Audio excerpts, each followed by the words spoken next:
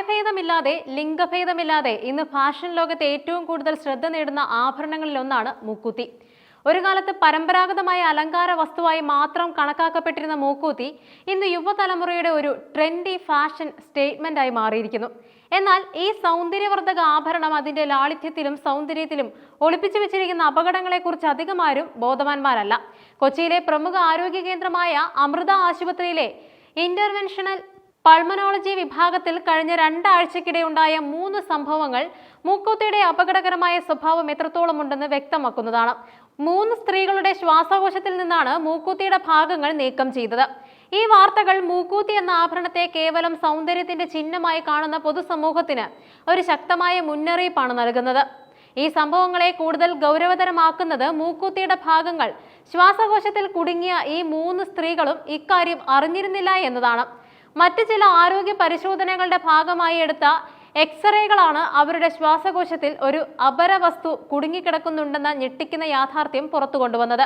2 പേർ വിദേശയാത്രയ്ക്കുള്ള വിസ നടപടിക്രമങ്ങളുടെ ഭാഗമായി നടത്തിയ പരിശോധനകൾക്കിടയിലാണ് തങ്ങളുടെ ശ്വാസകോശത്തിൽ അപകടം പതിയിരിക്കുന്നുണ്ടെന്ന് മനസ്സിലാക്കിയത്. തുടർന്ന് ഈ അന്യവസ്തു നീക്കം ചെയ്യുന്നതിനായി അവർ കൊച്ചി അമൃത ആശുപത്രിയിലെ ഇന്റർവെൻഷണൽ പൾമനോളജി വിഭാഗത്തെ സമീപിക്കുകയായിരുന്നു. അമൃത ആശുപത്രിയിലെ ഇന്റർവെൻഷണൽ പൾമനോളജി വിഭാഗം മേധാവി ഡോക്ടർ ടിങ്കു ജോസഫ് ഈ സംഭവങ്ങളെക്കുറിച്ച് വിശദീകരിച്ചപ്പോൾ 3 സ്ത്രീകളിലും പറയത്തക്ക തരത്തിലുള്ള ഗുരുതരമായ ആരോഗ്യ പ്രശ്നങ്ങളോ ശാരീരിക ബുദ്ധിമുട്ടുകളോ ഉണ്ടായിരുന്നില്ല എന്ന വസ്തുതയാണ് കൂടുതൽ ശ്രദ്ധേയമായത്. ആഭരണം ശ്വാസകോശത്തിൽ പ്രവേശിച്ച ശേഷവും കാര്യമായ ലക്ഷണങ്ങൾ കാണിക്കാത്തതിനാൽ പലരും ഈ അപകടം തിരിച്ചറിയുന്നില്ല.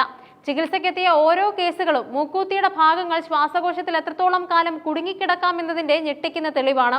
ആദ്യത്തെ സ്ത്രീക്ക് 52 വയസ്സുകാരിയായിരുന്നു. ഇവരുടെ വലത് ശ്വാസകോശത്തിൽ നിന്ന് നീക്കം ചെയ്തത് സ്വർണം കൊണ്ടുള്ള മൂക്കുത്തിയുടെ ഭാഗമായിരുന്നു.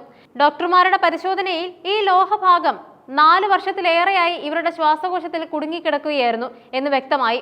ഇത്രയും കാലയളവിൽ ശ്വാസകോശത്തിൽ ഒരു അന്യവസ്തു കുടുങ്ങിക്കിടന്നിട്ടും കാര്യമായ ആരോഗ്യ പ്രശ്നങ്ങളൊന്നും ഇവർക്ക് അനുഭവപ്പെട്ടിരുന്നില്ല. രണ്ടാമത്തെ സ്ത്രീക്ക് 44 വയസ്സുകാരിയാണ്.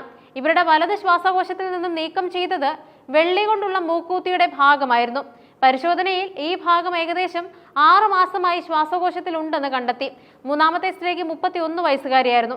ഏറ്റവും പ്രായം കുറഞ്ഞ ഈ സ്ത്രീയുടെ ശ്വാസകോശത്തിൽ നിന്നും നീക്കം ചെയ്ത സ്വർണ്ണ മൂക്കുത്തിയുടെ ഭാഗം 2 വർഷത്തിലേറെയായി കുടുങ്ങിക്കിടക്കുകയായിരുന്നു. ഇവരുടെ ശ്വാസകോശത്തിന്റെ അടിവശത്തായി തറഞ്ഞു കിടക്കുന്ന നിലയിലായിരുന്നു സ്വർണ്ണ മൂക്കുത്തിയുടെ ആണി കണ്ടെത്തിയത്. ഈ 3 കേസുകളിലും സ്ത്രീകൾക്ക് ചെറിയ രീതിയിലുള്ള ചുമയല്ലാതെ മറ്റു കാര്യമായ ആരോഗ്യ പ്രശ്നങ്ങളൊന്നും കണ്ടില്ലെന്നാണ് ഡോക്ടർ സ്ഥിരീകരിക്കുന്നത്. ഈ രോഗലക്ഷണങ്ങളുടെ അഭാവം തന്നെയാണ് ഈ അപകടത്തെ കൂടുതൽ നിഗൂഢമാക്കുന്നത്. നഷ്ടപ്പെട്ടെന്ന് കരുതി ഉപേക്ഷിച്ച ആഭരണങ്ങളാണ് പിന്നീട് ശ്വാസകോശത്തിൽ നിന്നും കണ്ടെത്തിയതെന്നാണ് മറ്റൊരു വസ്തുത. 31 വയസ്സുകാരി 2 വർഷം മുൻപും 44 വയസ്സുകാരി 6 മാസം മുൻപും മൂക്കുത്തി നഷ്ടപ്പെട്ടതായി കരുതിയിരുന്നു. ഡോക്ടർ ടിങ്കു ജോസഫ് പറയുന്നതനുസരിച്ച് ഉറക്കത്തിലോ അല്ലെങ്കിൽ അറിയാതെയോ ആകാം മൂക്കുത്തിയുടെ ഭാഗങ്ങൾ അബദ്ധവശാൽ ശ്വാസകോശത്തിലേക്ക് എത്തിയിരിക്കാൻ സാധ്യത. മൂക്കിലെ ദ്വാരത്തിൽ നിന്നും വേർപെടുന്ന മൂക്കുത്തി ശ്വാസം ഉള്ളിലേക്ക് എടുക്കുമ്പോൾ ശ്വാസനാളത്തിലൂടെ ശ്വാസകോശത്തിലേക്ക് എത്തുന്നു. ആഭരണം നഷ്ടപ്പെട്ടെന്ന് കരുതി പലരും ഇത് ശ്രദ്ധിക്കാതെ വിട്ടുകളയുകയാണ് പതിവ്. ഇവിടെയാണ് വലിയൊരു അപകടം പതിയിരിക്കുന്നത്. അമൃത ആശുപത്രിയിലെ ഇന്റർവെൻഷണൽ പൾമനോളജി വിഭാഗം മേധാവി ഡോക്ടർ ടിങ്കു ജോസഫിന്റെ നേതൃത്വത്തിലുള്ള വിദഗ്ധ സംഘമാണ് 3 സ്ത്രീകളുടെയും ശ്വാസകോശത്തിൽ കുടുങ്ങിയ മൂക്കുത്തിയുടെ ഭാഗങ്ങൾ വിജയകരമായി നീക്കം ചെയ്തത്. ഇതിനായി ഉപയോഗിച്ചത് ബ്രോങ്കോസ്കോപ്പി എന്ന നൂതന ചികിത്സാ രീതിയാണ്.